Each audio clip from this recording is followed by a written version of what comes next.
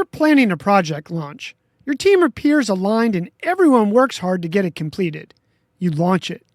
2 days go by and all of a sudden, at least it feels like, the wheels start coming off in ways you can't figure out how that happened. Today we're covering the pre-mortem, what the pre-mortem is, why it works for almost any project, trip, or event you plan, and 3 protocols for running one so you stop finding your blind spots the hard way.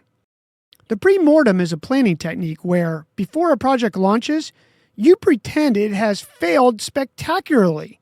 Then, you work backward to figure out why. Gary Klein, the cognitive psychologist who popularized it, described it simply. Instead of asking what could go wrong, you ask what went wrong, past tense and with brutal honesty.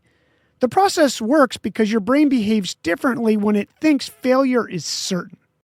A 1989 study published in the Journal of Behavioral Decision Making titled Back to the Future, Temporal Perspective in the Explanation of Events showed exactly why.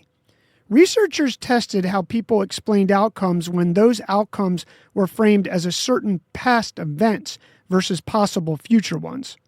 When participants committed to a story that something had already happened, they generated significantly more complete and specific explanations than when they were still imagining what might occur.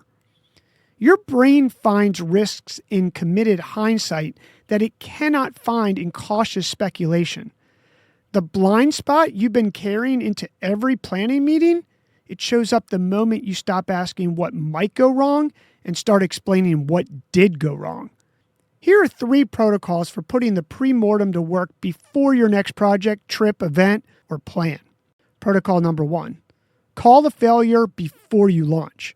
Before your project kicks off, gather the people involved and say, "It's 6 months from now. This failed badly. Walk me through what happened." Not what might happen, what happened. The past tense is the whole trick.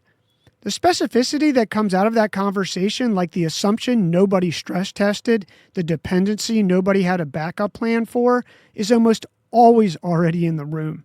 The pre-mortem just gives it permission to come out. Protocol number 2. Go around the room, not just listen to the loudest voice. In most planning meetings, 2 or 3 people do the talking. Everyone else manages their discomfort quietly. A pre-mortem works best when everyone writes down their failure reasons before anyone speaks. Then you go around the room, 1 risk per person. The person who never talks in the all hands, they surface the dependency that tanks the launch. You get the room's full intelligence instead of just the loudest voices in it. And protocol number 3, turn the risks into a living checklist. Write down every risk that surfaces. Assign 1 owner to each. Check that list at every major checkpoint. The pre-mortem works because ego doesn't survive it. Once you've decided the project already failed, there's nothing left to defend. You stop protecting the plan and start explaining the wreckage. That's exactly when honest thinking shows up and blind spots appear out of thin air. Run a pre-mortem before your next project launches and see how it helps you assure success. Your move.